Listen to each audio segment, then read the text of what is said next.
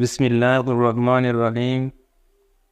مرد جو عورتوں کے با اختیار اور صاحب حکم سربراہ ہیں، وہ اپنی اس سربراہی کو غدا کی مواخذہ اور محاسبہ سے بے پرواہ ہو کر عورتوں پر استعمال نہ کریں۔ وہ ان کے معاملہ میں خدا سے ڈریں اور یاد رکھیں کہ ان کے اور ان کی بیویوں کے درمیان خدا ہے۔ اسی کے حکم پر اسی کے مقرر کیے ہوئے ضابطہ نکاح کے مطابق وہ ان کی بیوی بنی ہیں اور ان کے لیے حلال ہوئی ہیں، اور وہ اللہ کی امان میں ان کے ماتحت بنائی گئی ہیں۔